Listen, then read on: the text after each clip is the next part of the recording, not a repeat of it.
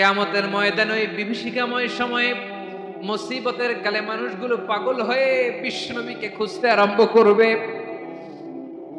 সবাই মিলে বিশ্বনবীর কাছে যেয়ে বলবে, ইয়া রাহমাতাল লিল আলামিন, ইয়া খাতামান নবীন, রাহমাতাল লিল আলামিন।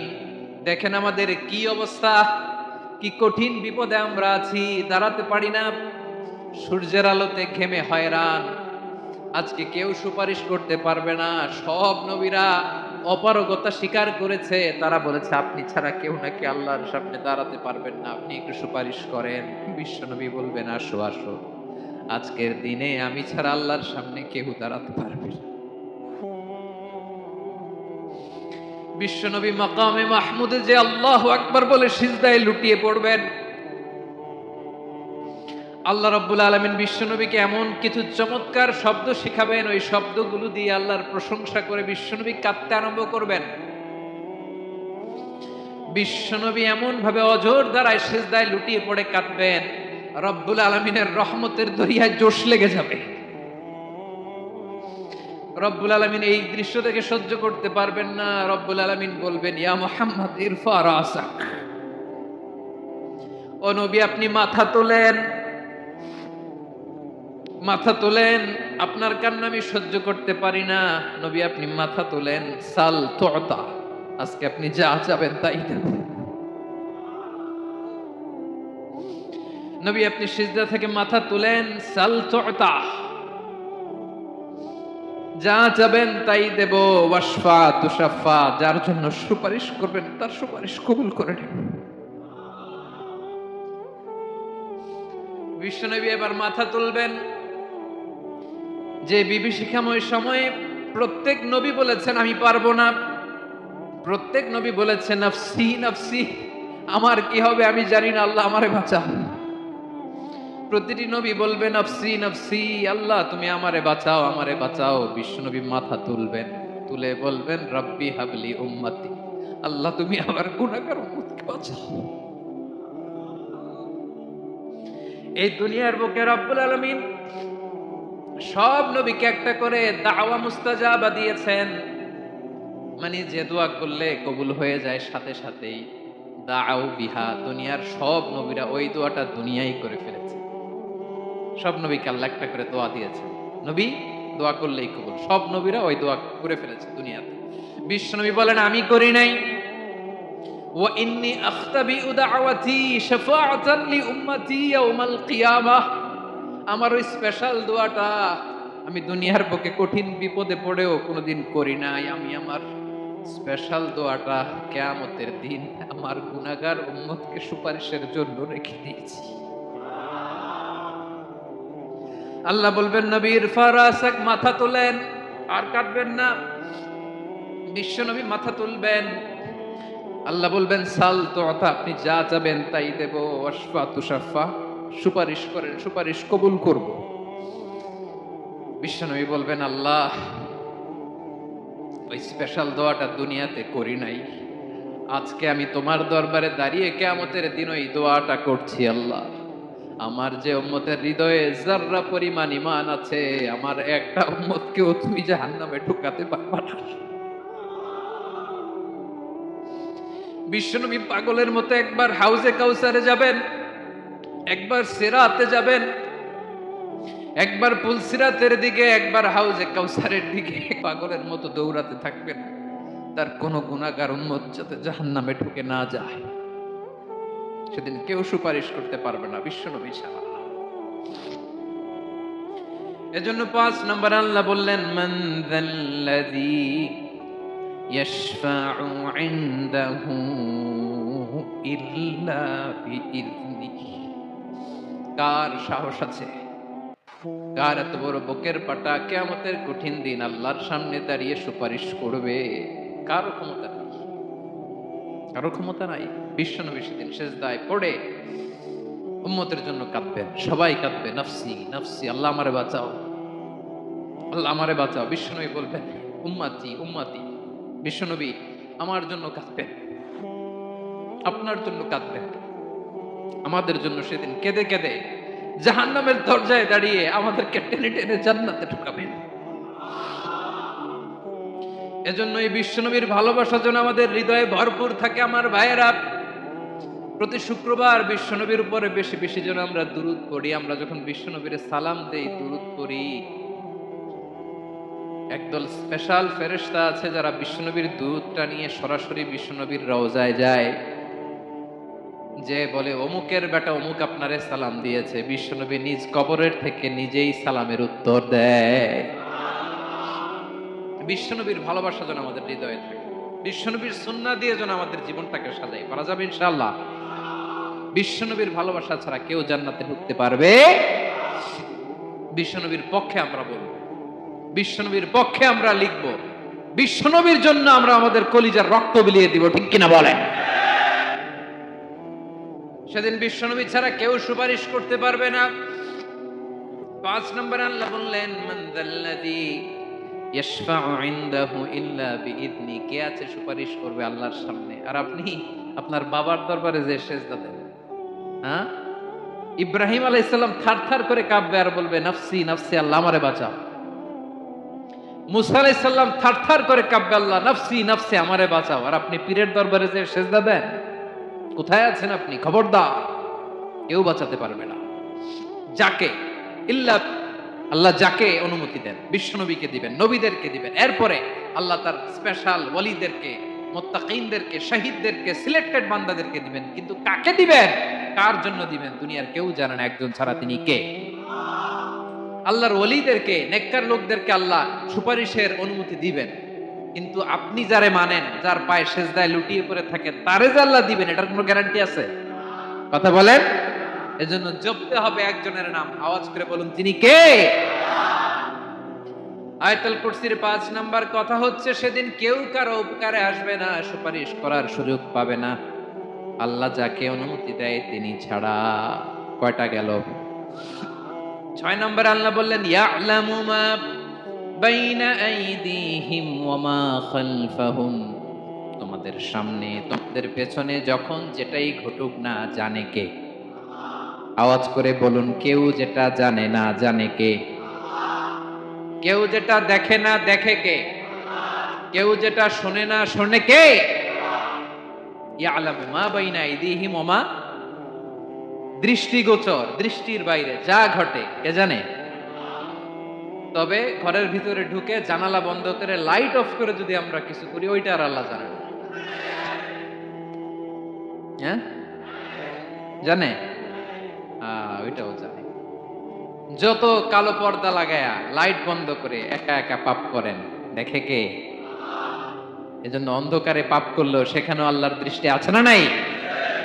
আলিমুল গায়বি ওয়াশ শাহাদা, দৃশ্য অদৃশ্য সব জানেন, সব। আল্লাহ বলেন, ওয়া আসিররু কাওলাকুম আও ইজহারু বিহি ইন্নাহু আলিমুম বিযাতিস সুদূর, প্রকাশ্যে করো কিংবা গোপনে করো সব জানেন, এমনকি অন্তরে অন্তরে কি ভাবো তাও জানেন। মুখে গালি দেন নাই, মনে মনে গালি দিয়েছেন, ওটা তো আল্লাহ জানেন। হ্যাঁ, আলিমুম বিযাতিস সুদূর, অন্তরে যা আছে ওইটাও। ইয়ালামু খাইনাতাল আ'য়ুন ওয়া মা তুখফিস সুদূর, চোখ দিয়ে, অনেকে দেখবেন চোখ দিয়ে চোখ মারে, ওইটাও আল্লাহ দেখেন। বিচার করতেছে, বিচারককে ঘুষ টুস দিয়ে আপনি চোখ মারলেন যে এইভাবে না ওইভাবে কর, ওইটা তো আল্লাহ দেখে থাকে নাই। হ্যাঁ, খাইনাতাল আ'য়ুন, চোখের খেয়ানত দেখে, ওয়া মা তুখফিস সুদূর, অন্তরে যেটা লুকায় রাখো এটাও তিনি দেখেন। এজন্য আল্লাহ বলেন 6 নাম্বার কথা হচ্ছে, ইয়ালামু মা বাইনা আইদিহিম ওয়া মা খালফাহুম, সামনে পেছনে যা ঘটে সব জানে কে? কথা ক্লিয়ার? 7 নম্বরে আল্লাহ বললেন, ওয়ালা ইউহিতুনা বিশাইইম মিন ইলমিহি ইল্লা বিমা শা, কেউ তার জ্ঞানকে পরিব্যাপ্ত করতে পারে না, পরিবেষ্টন করতে পারে না। তার জ্ঞানে কি আছে কেউ জানতে পারে না, ততটুকু ছাড়া যতটুকু তিনি জানেন। সুবহানাল্লাহ। নবীরা কি সব জানেন? বিষ্ণু ঈসা ইসলাম সব জানতেন না। আল্লাহ তাআলা নবীদেরকে যতটুকু জানান ততটুকুই নবীরা বলে, ঠিক কি না? ওমা ইয়ানতিকু আনিল হাওয়া ইন হুয়া ইল্লা ওয়াহয়ুন ইউহা, আল্লাহ যতটুকু জানায় নবীরা ততটুকু বলতে পারে, এর বাইরে বলতে পারে না। আল্লাহ যতটুকু জানায় ততটুকু। আমাদের জ্ঞান যা আছে দিছে কে? সবাই বলুন, কে দিছে? এজন্য আল্লাহ বলে, আমি যদি জ্ঞান দেই তাইলে তোমরা জ্ঞান পাও, এছাড়া জ্ঞানের কোনো মাধ্যম দুনিয়াতে। আর আমাদের জ্ঞান একেবারে কম, এই জ্ঞান নিয়ে আমরা বড়াই, কত বড়াই করি, জ্ঞানের কত বড়াই, গর্ব অহংকার, কত গরম আছে না নাই? আহা, কি জ্ঞান আছে আপনার? কি জানেন বলেন? ভবিষ্যৎ জানেন? কালকে কি হবে জানেন? তো কি জানেন আপনি? কালকে কি হবে এটাই তো জানি না, এখন কি হবে তাই জানি না, পিছনে কি করছিলাম এটা মনে রাখতে পারি না। আজ থেকে 1 মাস আগে এই বিকেলে আপনি কি করতেছিলেন মনে আছে? এত দূরে যাওয়া লাগবে না। আজ থেকে 1 সপ্তাহ আগে রাত্রে বেলায় কি খাইছিলেন মনে আছে? আজ থেকে 5 দিন আগে কোন জামাটা পরছিলাম মনে আছে? কি জানেন আপনি? কিছুই না। আমাদের জ্ঞানকে আল্লাহ বলেছেন কালিল। কি বলেছেন? এজন্য রব্বুল আলামিন বলেন, তোমাদের জ্ঞান হলো কালিল। ওয়ামা উতিতুম মিনাল ইলমি ইল্লা কালিলা। একেবারে যত সামান্য জ্ঞান আমি আল্লাহ তোমাদেরকে দিয়েছি, আসল জ্ঞান ভান্ডার একমাত্র আমি আল্লাহর কাছে। তাহলে আমাদের জ্ঞানকে আল্লাহ কি বলেছেন? কলিল। একটু বলুন, কি বলেছেন? কলিল মানে কি?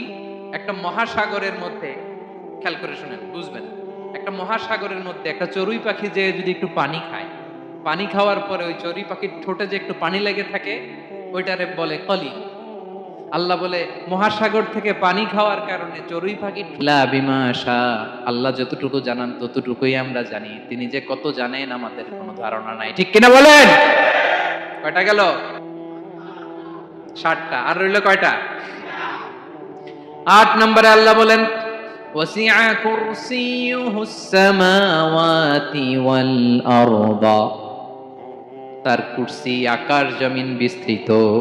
আকাশ এবং জমিনকে পরিব্যাপ্ত করে রেখেছে তার কুরসি, তার ক্ষমতা, তার কর্তৃত্ব। কুরসির 2টা তাফসীর। এক তাফসীর হলো কুরসি মানে ক্ষমতা, তার ক্ষমতা, কর্তৃত্ব, আকাশ জমিন বিস্তৃত। কুরসির আরেকটা ব্যাখ্যা হচ্ছে সরাসরি কুরসি, যেখানে আল্লাহ পা রাখে। কি রাখে? তার মানে হুজুর আল্লাহরও পা আছে? আছে। কেমন আমরা জানি না, আমাদের পায়ের মতো না। সুবহানাল্লাহ পড়েন। তো তাইলে আল্লাহ কার মতো? আল্লাহ আল্লাহর মতো। সুবহানাল্লাহ পড়েন। লাইসা কামিসলিহি শাই, কোনো কিছু তার মতো নয়। তো তিনি কার মতো? তিনি তার মতো। ওয়ালাম ইয়াকুল্লাহু কুফুয়ান আহাদ। ওয়াসিআ কুরসিয়ুহুস সামাওয়াতি ওয়াল আরদ, তার কুরসিটা আকাশ জমিন বিস্তৃত। এটা ঊর্ধ্ব জগতের কথা। কত পাহাতের ভাইয়েরা, কোন জগৎ? ঊর্ধ্ব জগৎ শুরু হয় এই যে এখান থেকে, মাথার উপর থেকে ঊর্ধ্ব জগতের শুরু। ঠিক কিনা? এই যে শূন্যে যা দেখেন এটা প্রথম আকাশের মহাশূন্য। আল্লাহ বলেন, ওয়ালাকাদ যায়্যানাস সামাআদ দুনিয়া বিজিনাতিনিল কাওয়াকিব, প্রথম আকাশের মহাশূন্যকে আমি তারা গ্রহ দিয়ে সুশোভিত করেছি। আমাদের পৃথিবীর চাইতে অনেক বড় গ্রহ আছে, যেমন সূর্য পৃথিবীর চেয়ে 13 লক্ষ গুণ বড়। কয় গুণ? 13 গুণ, 1300 গুণ, 13,000 গুণ। কত গুণ? আরো জোরে কত গুণ? চিন্তা করছেন পৃথিবীটা কত বড়, আর সূর্য নাকি পৃথিবীর চেয়ে? তার মানে সূর্যই কি সবচেয়ে বড়? না, সূর্যের চেয়ে কোটি কোটি গুণ বড় তারা আছে। এরকম কোটি কোটি তারা নিয়ে আমাদের গ্যালাক্সি মিল্কি ওয়ে, এরকম কোটি কোটি গ্যালাক্সি আছে প্রথম আকাশের মহাশূন্যের মধ্যে। এরপরে দ্বিতীয় আকাশ। এই দ্বিতীয় আকাশটা প্রথম আকাশের তুলনায় কত বড়? বিশ্বনবী বলেন, তোমার হাতের আংটি যদি মরুভূমির মাঝখানে ফেলে দাও, পুরো মরুভূমির তুলনায় তোমার হাতের আংটি যত ছোট, দ্বিতীয় আসমানের তুলনায় প্রথম আসমানটা ঠিক তত ছোট। তৃতীয় আসমান আবার এরকম, ওইটার তুলনায় দ্বিতীয় আসমানটা একটা আংটির সমান। চতুর্থ আসমানের তুলনায় মরুভূমির মাঝখানে তৃতীয় আসমানটা আংটির সমান। একটার চেয়ে আরেকটা বড়। কত বড় আমি বলতে পারবো, আপনারা শুনতে পারবেন, কিন্তু আমরা কল্পনা এটা ধারণ করতে পারবো? পঞ্চম, ষষ্ঠ, সপ্তম, 7 আকাশ শেষ। কি শেষ? এর উপরে আছে বাইতুল মামুর। কি নাম? এটা ফেরেশতাদের মসজিদ, ফেরেশতাদের কিবলা, ফেরেশতাদের কাবা। আমরা যেমন মক্কায় কাবা, ফেরেশতাদের কাবা কিবলার নাম হচ্ছে আল বাইতুল মামুর। 7 আসমানের উপরে। এটা কত বড় শুনেন, প্রতিদিন বিশ্বনবী বলেন প্রতিদিন এই আল বাইতুল মামুর ফেরেশতাদের মসজিদে 70,000 ফেরেশতা ইবাদতের জন্য চান্স পায়। প্রতিদিন কয় হাজার? একবার ঢুকে যে বের হয়ে যায় কিয়ামতের আগে দ্বিতীয়বার আর তারা চান্স পাবে না। আল বাইতুল মামুর ওইটা শেষ, এরপরে সিদরাতুল মুনতাহা, কি নাম? সীমান্ত বৃক্ষ। এটা আরো বড়, একটা বিশাল বড় বড়ই গাছ আল্লাহ বানাইছে। ওয়া ইলাইহি ইয়ানতাহি ইলমুল মালাইকা, ফেরেশতাদের জ্ঞান সীমানা ওইখানেই শেষ। এর উপরে কি হয় ফেরেশতারা আর জানে না। ফেরেশতাদের ক্ষমতা এখানে শেষ। সিদরাতুল মুনতাহা, সিদরাতুল মুনতাহার এরিয়া শেষ, এরপরে শুরু হয় আল্লাহুল মাহফুজ, কোরআনের বাড়ি। কোরআনের বাড়ি কই? বাল হুয়া কুরআনুম মাজিদ ফি, এটা মিন দুররাতিন বাইদা, সেখানে কোনো জামান নাই, মাকান নাই, no time no space area শুরু। ওইখানে কুরসি, যেখানে আল্লাহ পা রাখেন বা কুদরতি পা রাখেন, আল্লাহর কুরসি। বড় রাজা বাদশারা সিংহাসনে বসে পা রাখে একটা টেবিলের উপর, শাহী টেবিল, ওইটার নাম কুরসি। আল্লাহ বলে ওয়াসিআ কুরসিয়ুহুস সামাওয়াতি ওয়াল আরদ, আল্লাহর এই কুরসিটা এতক্ষণ যা বললাম এই সবগুলোর চাইতেও বড়। কুরসির উপরে আছে আল্লাহর আরশ, আর রহমানু আলাল আরশি ইস্তাওয়া, রব্বুল আলামিন ওই আরশের উপরে। আমি যেমনি চেয়ারের উপরে এরকম না, যেভাবে আল্লাহর জালালিয়াত, হিজ হাইনেস, হিজ রয়্যালনেস, আল্লাহর জালালিয়াত, আল্লাহর কুদরতের মাধ্যমে যেভাবে আল্লাহ আরশের উপর থাকা দরকার, আল্লাহর সত্তা, আল্লাহ ঠিক ওইভাবে আছেন, আরশের উপরে আছেন।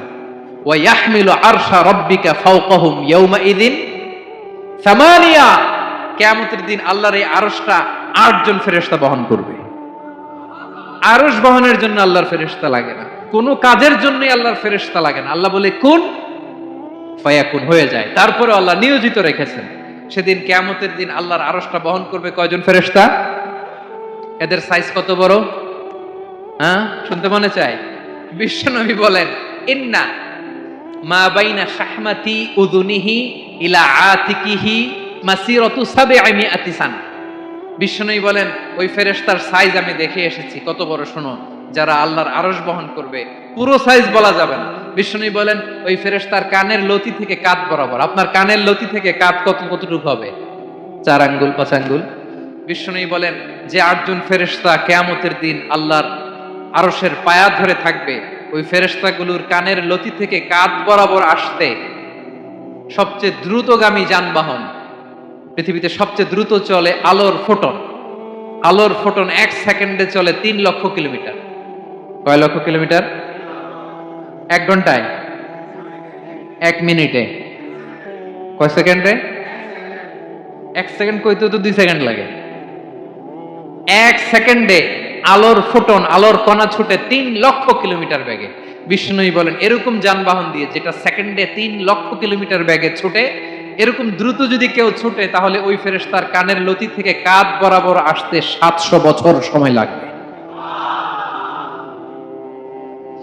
এজন্য রব্বুল আলামিন বলেন ওয়াসিআ কুরসিয়ুহুস সামাওয়াতি ওয়াল আরদা, আল্লাহর কুরসিটা আকাশ জমিন সব চাপিয়ে যাবে। তাহলে আল্লাহ কত বড়! সুবহানাল্লাহ। সেজদায় যখন লুটিয়ে পড়েন এটা ভাবুন কেমন ছিল। বিশ্বনবী যখন রাস্তা দিয়ে হাঁটতেন ইয়ামশি হাওনান, বিনয়ের সাথে হাঁটতেন। ইয়ামশি হাওনান, রহমানের বান্দারাও বিনয়ের সাথে রাস্তা দিয়ে হাঁটে, ঠিক কিনা? وعباد الرحمن الذين يمشون على الأرض هونا وإذا خاطبهم الجاهلون قالوا سلاما। রহমানের বান্দারা যখন রাস্তা দিয়ে হাঁটে, বিনয়ের সাথে হাঁটে, তারা অহংকার প্রদর্শন করে না, মানুষের সাথে বিনয়ের সাথে রাস্তা দিয়ে হাঁটে। এজন্য রাস্তা দিয়ে যখন হাঁটবো বিনয়ের সাথে হাঁটবো। রাজি আছেন তো? নাকি অহংকার প্রদর্শন করে হাঁটবেন? বিশেষ করে যুবকেরা, 3-4 জন যুবক একসাথে হলে রাস্তায় ওদের আর কারো হুঁশ জ্ঞান থাকে না। পুরো দুনিয়াটাই মনে হয় দুনিয়াটাই আমার, আছে না নাই?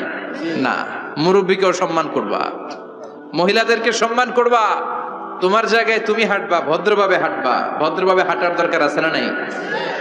উনি মুরব্বী, একদিন উনিও তোমার মতো যুবক ছিল, ঠিক কিনা? এই যে আমার কালো দাড়ি আজীবন কালো থাকবে? কথা বলেন। উনার সাদা দাড়ি ছোটবেলায় মনে হয় সাদা দাড়ি নিয়ে আসছিল না? হ্যাঁ, উনিও একদিন তাগড়া যুবক ছিল। উনিও কোম্পানিগঞ্জ বাজারে দাঁড়ালে লোকজন তাকিয়ে থাকতো, ঠিক কি না? তার মানে রং ধরা যৌবন জং ধরে শেষ। যৌবন সব সময় থাকে না, সার্টেন একটা পিরিয়ডের জন্য আল্লাহ দিয়েছে। এজন্য যুবক ভাইরা, তোমাদের রক্ত গরম, তোমাদেরকে বিনয়ী হতে হবে বেশি, ঠিক কি না? রাজি আছো তো সবাই? বিশ্বনবী বিনয়ের সাথে হাঁটতেন। ওয়াকানা ইয়াতাবাসসাম, সবসময় মুচকি হাসতেন। কি করতেন? মুচকি হাসেন তো আপনারা? হাসেন না? মুচকি হাসবেন, কারণ মুচকি হাসতে পয়সা লাগে না। লাগে? মুচকি হাসি দেন তো একটা।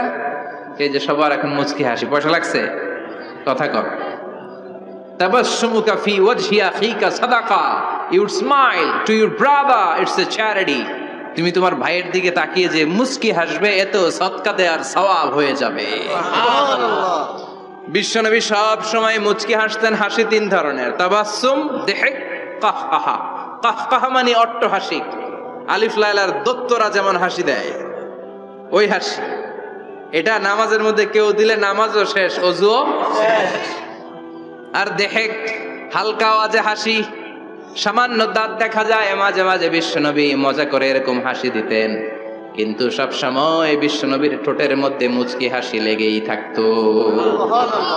তাহলে আমরা বিনয়ের সাথে হাঁটবো, নাম্বার 1। নাম্বার 2, সব সময় মুচকি হাসবো। রাজি আছেন? ঘরে যেই স্ত্রীকে একটা মুচকি হাসি দিবেন, আজকে রাতেই দিবেন, যেই একটা মুচকি হাসি। রাজি আছেন? হ্যাঁ, ভালোবাসা বাড়াই দিবে কে? কথা কয় না। ভালোবাসার কথা আসলে আওয়াজ কমে যায়। ভালোবাসার কথাও কোরআনে আছে না নাই? আল্লাহু আকবার। আল্লাহ দাম্পত্য জীবনের ভালোবাসা তুমি বাড়িয়ে দাও, আমিন। ইযাল তাফাতা ইলতাফাতা জামিআন, ইযাল তাফাতা ইলতাফাতা জামিআন। বিশ্বনবীর যদি ডানে বায়ে কোথাও তাকানোর দরকার হতো, উনি আর চোখে তাকাতেন না। অনেকে এইভাবে বসে আছে, ডানে এমনে তাকায়, এমনে আছে না নাই? এইভাবে এমনে তাকায়, আচ্ছা না নাই? এভাবে তাকানো যাবে না। বিশ্বনবী ডানে তাকানোর দরকার হলে ইলতাফাতা জামিআন, অ্যাবাউট টার্ন, ঘুরে যেতেন, ঘুরে এইভাবে তাকাতেন। আবার বায়ে তাকানোর দরকার হলে বুকটা নিয়ে, শরীরটা নিয়ে ঘুরে যেতেন, এইভাবে তাকাতেন। সুবহানাল্লাহ পড়বেন না? আর চোখে তাকানো কি ভালো স্বভাব? বিশ্বনবী ইদাল তাফাতা ইলতাফাতা জামিআন, যেদিকে তাকাবেন ওদিকে ফুললি মনোনিবেশ করতেন, তারপরে তাকাতেন। সুবহানাল্লাহ পড়েন। ওয়া কানা মুস্তাহিয়ান, লাজুক ছিলেন, বেশ লাজুক। এখন সমাজে লাজুকতা নাই, লাজ শরম আমরা হারাতে বসেছি, ঠিক কিনা? বিশ্বনবী আসাদ্দু হায়াআন মিনাল আযরা ফি খিদ্রিহা, যেই মেয়েদের বিয়ে হয় নাই, এমন ভার্জিন নারী, কুমারী নারী যারা পর্দার ভেতরে অনেক লাজুক হয়ে বসে থাকে, বিশ্বনবী পর্দার আড়ালে ওই কুমারী নারীদের চাইতেও বেশি লাজুক ছিলেন। এত লাজুক ছিলেন, এত লাজুক ছিলেন, লজ্জা পেলে চেহারাটা বিশ্বনবী লাল হয়ে যেত। ছোট্টবেলায় হালিমাতুস সাদিয়ার বাড়িতে যখন দুধ খেতে গিয়েছিলেন, বিশ্বনবীর দুধ মা হালিমাতুস সাদিয়া বলে, এই কুরাইশি মুহাম্মদ ছেলেটাকে কখনো কাঁদতে দেখি নাই। ক্ষুধা লাগলেও কাঁদে না, ব্যথা পেলেও কাঁদে না, শুধু লজ্জাস্থানের জায়গা থেকে কাপড়টা একটু সরে গেলে ছোট্ট মুহাম্মদ চিৎকার দিয়ে ওঠে। কি বুঝে সে? ক্ষুধা লাগলেও কাঁদতো না, ব্যথা পেলেও কাঁদতো না, লজ্জাস্থানের জায়গা থেকে কাপড় সরে গেলে বিশ্বনবী চিৎকার দিয়ে উঠতেন। সুবহানাল্লাহ পড়েন। এজন্য লজ্জা শরমের দরকার আছে না নাই? ইযা লাম তাস্তাহি ফাসনা মা শি'তা, যদি লজ্জা শরম না থাকে, যা মন চাই তাই করতে পারো। এটা আমাদের বাংলাদেশে ব্যাপক, লাজ শরম কিচ্ছু নাই। এজন্য লাজুকতার বড় দরকার। যেখানে যার বসা দরকার সে সেখানে যাবে। কিয়ামতের আগে যেই লোক যেই চেয়ারে বসার দরকার ওই লোক ওই চেয়ারে বসবে না। এটা হলো কিয়ামতের আলামত। জোরে কোন ঠিক কিনা? সভাপতি হওয়ার যোগ্যতা নাই, সভাপতি হয়, আছে না নাই? আছে। সেক্রেটারি হওয়ার যোগ্যতা নাই, সেক্রেটারি হয়, এরকম সমাজে আছে না নাই? নেতা হওয়ার যোগ্যতা নাই, নেতা হয়, আছে না নাই? সবগুলো কিয়ামতের আলামত। আমার বিশ্বনবী এমন লাজুক ছিলেন, বিশ্বনবীর মতো এমন লাজুক নবী আর কেউ ছিল নাকি? কথা বলেন। ওয়াকানা আসহাবুল মাইমানা, বিশ্বনবী ডানপন্থী ছিলেন। কি পন্থী? কি পন্থী? মুষ্টিবদ্ধ ডান হাতটাকে এরকম উপরের দিকে করেন, আর চিৎকার করে বলেন বিশ্বনবী কোন পন্থী ছিল? আমরা কোন পন্থী? জান্নাতে কারা ঢুকবে? কোন বামপন্থীর স্থান জান্নাতের ভেতরে হবে? চিৎকার করে বলেন কোন নাস্তিক জান্নাতে ঢুকতে পারবে? এজন্য নবীদের মতো ডানপন্থী হতে হবে, জোরে কোন ঠিক কিনা? বিশ্বনবী সব ভালো কাজগুলো ডান দিক দিয়ে করতে পছন্দ করতেন। জামা পরলে ডান দিক দিয়ে, খাবার বিতরণ করলে ডান দিক দিয়ে, মুসাফা করা শুরু করলে ডান দিক দিয়ে, ডান দিক দিয়ে ভালো কাজ বিশ্বনবী পছন্দ করতেন। সুবহানাল্লাহ পড়েন। আসহাবুল মাইমানা, বিশ্বনবী মেহমানদারি করতে পছন্দ করতেন। আমরা করি তো? মেহমানদারি করান? মেহমান ঘরে আসলে ভালো লাগে? খারাপ লাগে কার কার দেখি? সবার ভালো লাগে, কিন্তু আমরা অনেকে খুশি হই না। মেহমান আসলে নাখোশ হই, নিজে খাইতে পাই না। মেহমান আইছে কে? খাওয়ামু কইতে, খাওন নাই, যেন ও খাওন বানাইছে। খাওন পাঠায় কে? আল্লাহ। রিজিক দেয় কে? আল্লাহ। গোটা বিশ্বের সবাই মিলে আমরা একটা চাল বানাতে পারবো নাকি? ও মিয়া চাইনিজ চাউল না, চাইনিজ ডিম না, ওগুলা সবাই পারে, ঠিক কিনা? আল্লাহর বানানো ন্যাচারাল চাল, গাছের মধ্যে হওয়া যেই চাল, ধান আল্লাহ তৈরি করেছে, এরকম ধান, এরকম একটা পেয়ারা, এরকম ছোট্ট একটা কমলার টুকরা গোটা বিশ্বের সবাই মিলে বানাতে পারে নাকি? এজন্য রিজিকের মালিক কে? মেহমান আপনার রিজিকে ভাগ বসাতে আসে না, সে তো তার রিজিক নিয়ে আসে, সে আরো এসে আপনার রিজিকে বরকত ঢুকিয়ে দিয়ে যায়। চিল্লা এখন ঠিক কিনা? কারণ আমরা বরকতে বিশ্বাসী। বরকত বিশ্বাস করেন? 5 লাখ টাকা মাসে কামায়, ডাইন হাতে বা হাতে, আছে না নাই? হালাল হারাম ইচ্ছা মতো কামায়, মাস শেষে কিচ্ছু থাকে না, এরকম ডাকাইত আছে না নাই? হসপিটালের একটা বিল পরিশোধ করতে 3 লাখ চলে যায়, ঋণের বোঝায় জর্জরিত, রাতে ঘুম নাই, তার মানে বরকত নাই। আরেকজনের বেতন 20,000, কয় হাজার? বাড়ি ভাড়া 6,000, বাজার খরচ 6,000, ছেলে মেয়ের স্কুলের বেতন 6,000, বেড়ায় দান করে আরো 1,000, আরো থাকে। সুবহানাল্লাহ পড়েন। দিস ইজ কল্ড বারাকা। 20,000-এর বেতনের ভেতরে বারাকা ছিল। 5 লক্ষ ইনকাম, 1 টাকাও নাই, ঠিক কি না? এজন্য কোটি টাকার মালিক দেখলে মনে করবেন না অনেক সুখ। এই দুনিয়ার জীবনটা ধোঁকা, মোহাচ্ছন্ন হয়ে আছি আমরা। এটা ধোঁকা, এটা মরিচিকা, এটা চাকচিক্যময় একটা জায়গা। মৃত্যুর পর মনে হবে একটা দুঃস্বপ্ন ঘটেছিল আমার, বিশাল এক জগৎ পড়ে আছে সামনে। দুনিয়াটাই ধোঁকা, দুনিয়াটাই মোহের জায়গা। আমরা সবাই মোহাচ্ছন্ন হয়ে আছি। দুনিয়ার উদাহরণ হলো 3টা লাশ আর 4টা স্বর্ণের টুকরার সমান। 3 জন যুবক কাজের জন্য বেরিয়েছে, পথিমধ্যে 4টা স্বর্ণের টুকরা পেয়েছে। যুবক কয়টা? স্বর্ণ পাইছে কয়টা? মহা খুশি, খুশিতে বাকবাকুম। 4টা স্বর্ণের বড় বড় টুকরা পেয়েছে। আমরা আজীবন খেলে বসে খেয়ে যেতে পারবো, কিচ্ছু লাগবে না আমাদের। 3 বন্ধু বলে ভাগ করি, আরেকজন বলে ক্ষুধা লাগছে। একজন যা বাজার থেকে রুটি কিনে নিয়ে আয়, খাওয়ার পরে ভাগ করবো। একজন রুটি কিনতে গেল, শয়তান 2টারে বুঝায়, ওইটারে মারতে পারলে ভাগ বটোয়ারা সহজ হবে। তোরা 2 জন স্বর্ণ 4টা, তুই নিবি 2টা, ও নেবে 2টা। হিসাব সহজ না? 2 বন্ধু প্ল্যান করছে, ওইটারে মাইরা তুই 2টা, আমি 2টা। যেটা রুটি আনতে গেছে প্ল্যান করেছে, রুটির মধ্যে বিষ মিশায় নেই। কি মিশাবো? বিষ। তাহলে বিষ খাওয়া রুটি খেয়ে ওই 2টা সে সব পাবে, আমি পাবো। ভাগাভাগির কিছু নাই, সব যাবে আমার কাছে। 4টা স্বর্ণের টুকরার মালিক আমি। রুটির মধ্যে বিষ মেখে নিয়ে এসেছে। ওই 2 বন্ধু প্ল্যান অনুযায়ী ওইটারে ধরে মেরে ফেলছে।